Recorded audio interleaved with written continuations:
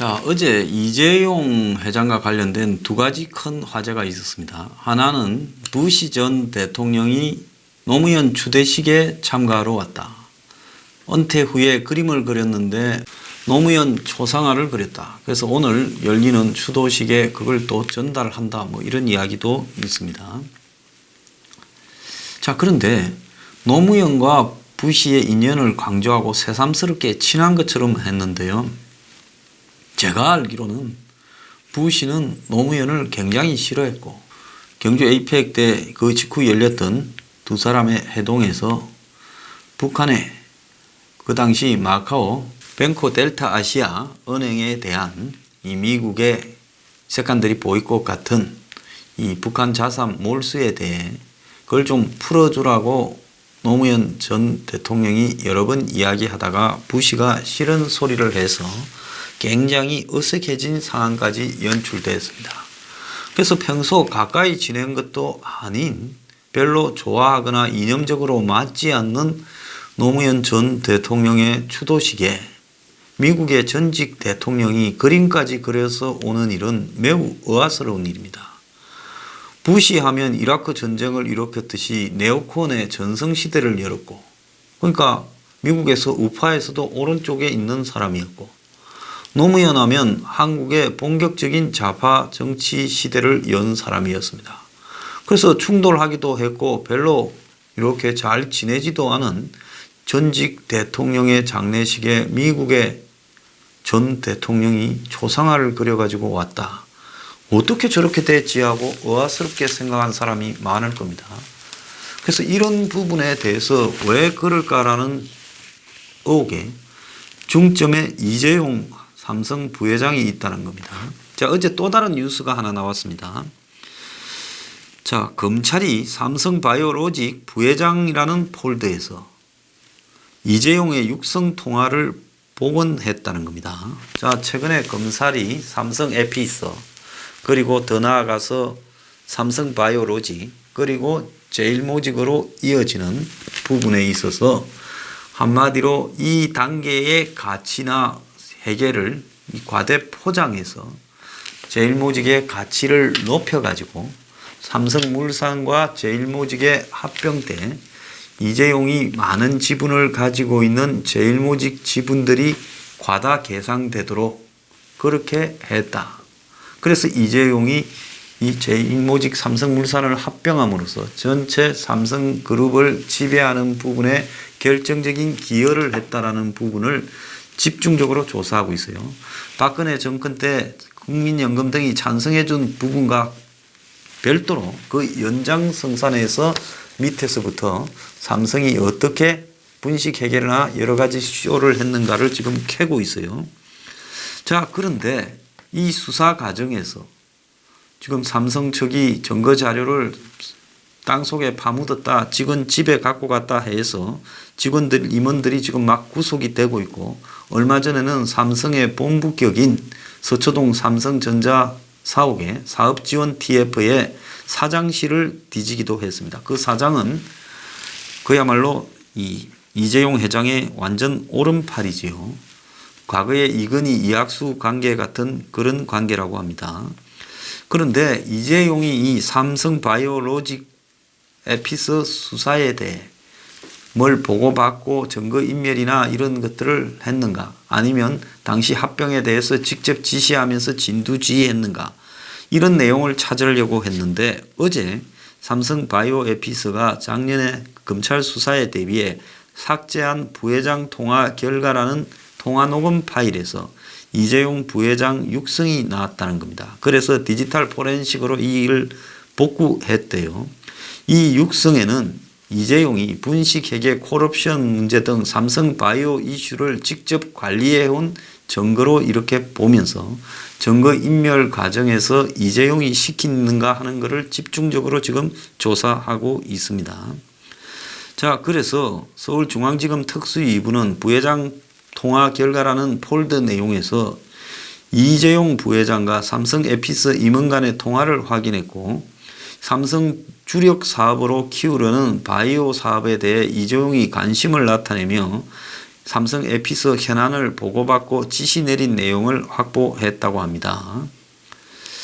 자, 그래서 이 삼성 에피스는 지난해 7월에 정권선물위원회가 삼성바이오로직의 부실 공시를 고의라고 판단하고 검찰에 고발하자 이제 곧바로 검찰 수사가 들어올 것에 대비해서 부회장 폴더를 삭제했다는 거예요.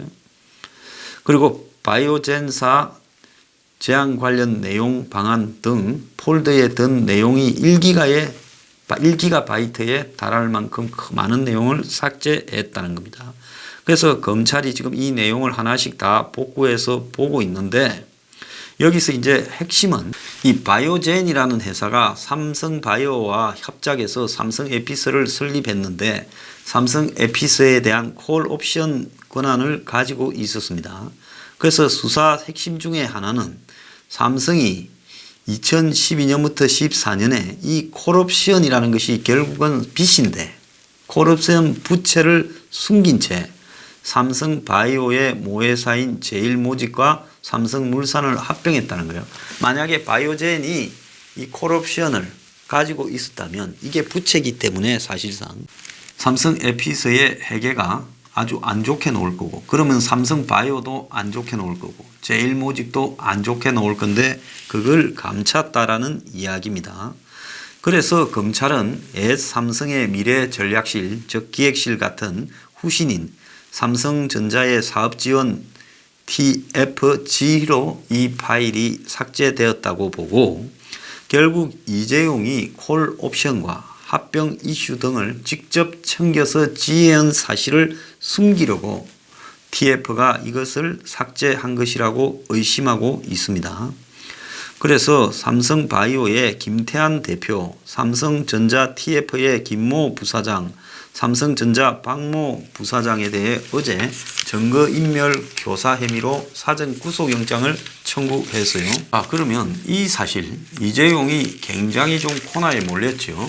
심지어 지금 삼성 측이 이런 합병을 진행시키기 위해 여러 가지 과대 포장을 했다 이런 것까지도 지금 수사를 하려고 하고 있어요.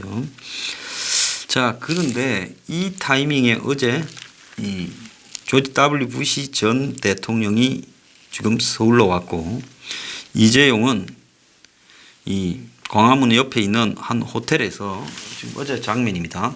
이 부시를 지금 만나서 둘이가 지금 같이 저렇게 사진을 찍었어요. 자, 그런데 삼성하고 부시 가문하고의 관계는 상당히 뿌리가 깊은 부분이 있습니다. 삼성은 텍사스 오스틴 즉 부시 일가의 고향에다가 98년에 외국에 건설한 첫 반도체 공장으로 이 공장을 세웠어요. 3,000명이 근무하고 이 모바일 AP 등 시스템 반도체를 생산하고 있습니다. 자, 그래서 이 부시가 94년부터 2000년에 대통령 되기 전에 텍사스 주지사를 했고 지금도 텍사스에 자기 본가에 살고 있지요. 그래서 그때 삼성이 이건희 회장이 텍사스에 이걸 세우면서 이제 부시 가문과 이건희 회장, 그러니까 아버지 부시 대통령과 이건희 회장의 인연이 지속되어 왔고 삼성전자는 96년에 텍사스 주지사였던 부시 전 대통령의 적극적인 기업 유치 정책에 부응해서 텍사스 오스틴에 반도체 공장을 설립했고 부시 전 대통령은 주지사 시절인 98년에 오스틴 공장 준공식에 참석해서 삼성 반도체 오스틴 공장의 성공적인 운명이 텍사스 경제에 중요하다고 말을 했고 이 자리에 이건희 회장, 이재용 부회장이 다 갔던 겁니다. 그래서 2003년에 이 공장에서 열린 삼성전자 나노테크 3개년 투자 기념회에는 아버지 부시도 참석을 했고 그래서 부시 전 대통령은 텍사스 주지사 할 때 삼성전자에 여러 차례 표창을 했다는 거예요. 그리고는 부시 대통령이 에이펙행이 2005년에 그 참가차 한국에 왔을 때 삼성전자가 별도로 마련한 전시관을 둘러봤고 2009년에는 매경이 세계 지식 포럼을 했을 때 퇴임 이후에 연사로 참석해 이재용도 만났고 두 사람이 활짝 웃으며 이야기를 했고 2015년 방한했을 때도 만났다는 겁니다. 그래서 보통 미국의 전직 대통령 같은 사람이 한국에 와서 처음 일정한 것이 제일 중요한 일정일 수 있죠. 그런데 부시가 3시 40분에 김포공항을 이렇게 입국해서 2시간 뒤인 6시 반에 광화문의 한 호텔로 찾아온 이재용과 30분간 비공개 면담을 했다는 겁니다. 말로는 두 사람이 무슨 글로벌 환경에 대해서 이야기를 나눴다 이렇게 말을 하지만은 부시가 이재용을 만난 것이 지난 2015년 이후에 4년 말인데, 자, 당시 부시 전 대통령이 프레지던트컵 골프 대회 개막식에 참가해서 이명박 전 대통령, 이재용 등과 골프를 치기도 했어요. 그래서 MB가 하나 잘한 거는 아베처럼, 지금 아베가 트럼프한테 하는 것처럼 미국의 부시와 MB 관계는 참 좋았습니다. 물론 두 사람이 오래 같이 있지는 못했지만은 잠깐 겹쳤죠. 2008년에 MB가 되고 초반에 부시가 하다가 2008년 11월에 이제 미국도 선거가 있어가지고 대통령이 바뀌었지요. 자, 그래서 이재용이 지금 정치적으로 굉장한 궁지에 몰렸습니다. 실제로 지금 이 사람들이 이재용에게 적용하는 부분을 보면 심지어 유령사업, 에버랜드 동식물을 활용한 바이오 유령사업까지도 하려고 한다. 이렇게 꾸며가지고 제일모직의 가치를 3조를 부풀렸다. 지금 이렇게까지 지금 이야기를 하고 있어요. 이게 회계법인의 보고서 등을 입수해서 이야기를 한 건데요. 자, 이런 이재용이 위기 국면에 제가 봤을 때 아마 W 부시를 노무현 주도식에 참석하도록 이렇게 초청한 사람 자체가 저는 이재용이라고 보고 있습니다. 그래서 이재용이 자신의 지금 법적인 위기 국면에 조지 W 부시 미국 대통령을 지금 문재인 정권의 원조격인 노무현 전 대통령의 추도식에 참석시킴으로써 자신의 지금 법적인 위기를 좀 돌파하고자 하는 카드를 둔 게 아닌가 하는 게 제 생각이에요. 자, 그러면서 지금 동아나 조선일보 삼성과 가까운 신문은 제목을 부시 이재용 30분 회동 삼성가와 23년 인연 삼성 부시가 2대에 걸친 한미 한라인입니다. 자, 이재용 부회장도 참 머리 아플 거라고 봐요. 이재용이 입장에서 봤을 때는 지금 문재인하고 좀 푸는가 싶는데 이제 어제 완전히 그냥 턱 밑에까지 칼을 갖다 들이밀고 있어요. 그래서 내가 미국에 좀 W 부시까지 끌어다가 내 존재를 입증하고 또 친노들 좀 다독거려주고 이래서 이걸 좀 잘 수습하고 싶다. 이재용은 나름대로 이게 지금 자신의 좀 승부수다 생각하고 던졌는데요. 자, 문재인 정권을 보면 이런 문제는 또 서로 이용할 거는 이용하고 또 조지는 거는 조지고 이 별도예요. 그래서 정확하게 문재인 정권 자체의 이득을 보장하지 않는 이상은 이재용을 문재인 정권이 끝없이 끌려다닐 거다. 자, 이재용은 과연 그러다가 지금 어떻게 되겠느냐. 이제 이러다가 잘못되면 꼭 코가 끼면 다음 정권에 가서 또 갈 수 있어요. 그래서 이재용이 지금 이런 식으로 갈 때는 아닌 것 같아. 그러니까 날 잡아 넣으라고 가야 될 게 아닌가 저는 그런 생각을 합니다. 자, 다음에 창업주 이재용요. 한국의 1세대 이 벤처 성공 재벌이죠. 다음하고 이제 카카오하고 이렇게 이 흡수됐죠. 다음이 카카오에 흡수돼서 사실상 다음에서는 퇴사를 하고요.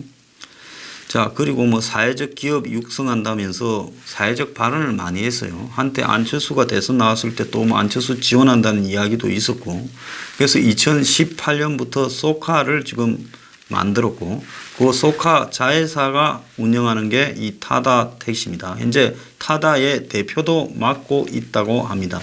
네이버의 이혜진이하고 친구고, 그래서 이제 다음을 만들어 가지고 히트를 좀 쳤지요. 그러다가 다음이 좀 네이버에 많이 밀릴 때 그걸 팔았습니다. 나름 뭐 진보적인 정치 성향을 보이고 책 개발하나 미국의 촘스키 책도 읽어보고, 그래서 벤처 기업인 중에는 가끔 정치적 발언이나 자신의 이런 의견을 밝히기도 하고요. 다음 카카오 합병 이후에는 카카오의 소주주라고도 합니다. 그래서 이 3.3%밖에 없대요. 김범수가 22.3%인데요. 그래서 나름 그래도 이 다음에서 손을 뗐지만은 재벌급 되는 인물인데요. 이 사람이 2017년 9월 달에는 김상조 공정거래위원장을 오만하다고 비판을 했어요. 김상조가 언론 인터뷰에서 네이버 이해진을 미래 비전을 제시하지 못했다 비판을 하니까 이제 이해진하고 가까운 이재웅이 나서서 공정거래위원장이 얼마나 대단한 일을 했는지 모르지만은 기업가를 이렇게 평가하는 것은 동료로서 화가 난다라고 페이스북에 올렸습니다. 자, 이 사람은 부인이 아나운서 출신 KBS입니까? 황현정이에요. 자, 그런데 이 사람이 얼마 전에 타다 택시에 이 항의를 해서 분신한 택시 노동자들에 대해서 또 한마디를 했지요. 그래서 자꾸 그 죽음을 가지고 그런 식으로 이용하지 말라라는 식으로 해서 제가 말 좀 조심해야 된다 했는데요. 또 이재웅이가 최종구 지금 금융위원장한테 이 소카 지금 택시 문제를 가지고 뭐라고 했더니만 최종구가 총선 출마하려고 하냐고 비아냥거렸습니다. 자, 좀 웃긴데요. 한국의 지금 문정권이 어떤 정권인데 공정거래위원장, 금융위원장 등 최고의 재벌 개혁에 앞장선다는 이 문좌파 정권의 실세들한테 이재웅이가 지금 완전히 그냥 말을 오만하니 출마하려고 하냐고 지금 까고 있습니다. 자, 그러면서 이 지금 타다 택시 문제를 가지고 쥐가 대표 있는데 거기에 반대하면서 택시 기사들이 분신을 하고 막 죽고 하는데 그게 마치 택시 기사들이 지금 죽음을 정치에 이용하지 말라 이렇게 말하면서 죽음으로 문제를 제기하고 죽음을 정치화하고 죽음을 이익을 위해 이용하는 일은 없어야 된다. 그래서 타다는 매출이 뭐 1, 2%도 안 되는데 그걸 가지고 마치 타다 때문에 그러는 척 하느냐. 타다에 반대하는 서울 개인 택시 수입이 얼마나 줄었는지 통계를 갖다가 내볼 거냐. 자, 그래서 이 수입이 줄은 게 택시 요금을 최근에 올려서 그런 건지 불황에 때문에 그런 건지 타다 때문에 그런 건지 근거를 대라 이야기를 하고 자, 그러면서 이 피해받는 산업을 구제해 줘야 되고 그것이 정부의 역할이지만 신산업은 신산업대로 해야 된다. 이렇게 말을 하며 택시 뭐 면허권이 지금 하락해서 마치 사람들이 죽는 이유가 장사 안 돼서보다 택시 면허를 산 개인 택시 이런 사람들이 면허 가격이 지금 1억쯤에서 6천만 원대로 떨어졌다. 뭐 이런 보도들도 최근에 잇따랐어요. 그런데 남의 죽음, 솔직히 말하면 타다 택시는 법적으로 불법입니다. 이런 불법에 대해서 이런 말을 하고 있는 부분이요. 좀 이해가 가지 않아요. 자, 그런데 지금 이 이재웅이가 뭐라 하는가 하면 지금 이 문제를 지적한 최종구한테 지금 들이받아 버렸습니다. 최종구가 어제 한 행사장에서 기자를 만나 내가 사실 이 말을 하고 싶었다. 핵심 사업자가 택시 사업자의 거친 언사를 하는 것이 너무 이기적이고 무례한 것이 아닌가 하는 생각이 든다. 결국 나는 달려가는데 왜 못 따라오느냐라는 상당히 무례하고 거친 의미다. 혁신 사업자들이 오만하게 생각하면 사회 전반적인 혁신 동력이 악화된다. 이렇게 말을 하며 타다와 택시의 갈등은 금융위 일과 관련되지 않지만은 혁신으로 뒤처지는 계층을 어떻게 보호할 것인가가 정부로서는 중요하다. 이 말도 또 틀린 말이에요. 아니 타다 택시가 혁신이고 일반 택시가 비혁신입니까? 그게 뭔 혁신이에요? 혁신 사업자가 고작 그래 택시 밥그릇 뺐습니까? 앱으로요? 모두가 타다 택시를 운영할 수 있습니까? 타다 택시가 지금 적자입니까? 흑자입니까? 돈 투자받고 본인 돈 많으니까 사실은 그거 상장시키고 투자를 수천억 받고 하려고 하는 거지 그 타다 택시에서 돈 남습니까? 이종희한테 내가 그래 묻고 싶어요. 자, 그런데 이 부분과 관련해서 지금 문정권은 택시 기사들이 자꾸 자살하니까 코너에 몰렸으니 이재용을 약간은 나무라야 되겠지요. 그래서 최종구가 이재용이를 이래 나무라니까 이재용이가 페이스북에 갑자기 이분 왜 이러는 걸까요? 이러면서 그 이재용이 이제 택시 문제를 이야기하면서 경제부총리 등을 언급을 한 모양입니다. 그래서 부총리를 비판하면 상당히 무례하고 이기적인 사람이 되는 거군요 하면서 부총리는 어떻게 생각하실지 최 위원장께 뭐라고 말씀하실지 궁금하다고 이찬진이가 이재용이한테 댓글을 달았습니다. 이 둘이는 서로 어려울 때 도와주는 사이인가 봐요. 아주 우정이 좋네요. 자, 그런데 최종구는 어제 내가 문제한 걸 그렇게 이재용이가 비아냥 그릴 일이 아니다. 혁신은 승자와 패자가 같이 포용성 있게 가야 된다는 건데 이런 식으로 비꼬아서 되겠느냐라고 이야기를 했습니다. 자, 이재용이는 과거 2012년에 정경련이 최태원이 선처 좀 해라고 탄원서를 이렇게 내니까 거기에 대해서 배임 횡령이 기업과 정신과 뭔 상관이 있냐고 비꼰 바가 있고요. 자, 뭐 이 사람 말 중에 다 틀린 게 아니라 일부 이런 옳은 말은 있을 수는 있습니다. 자, 그뿐만 아니라 이 사람이 북한에 다녀왔어요. 지난번에 문재인이 9월 달에 북한에 갈 때 그래서 북한에 갔다 와가지고 북한이 공유차 사업의 최적지라고 이야기를 하고 지가 하는 소카 렌트카 사업을 이 사람은 차량 공유라고 이야기를 합니다. 그게 차량 공유라고 이야기하면 4차 산업혁명 대상이고 그리고 그것이 마치 혁신 사업이고 렌트라 하면 후진적인 건지 참 궁금해요.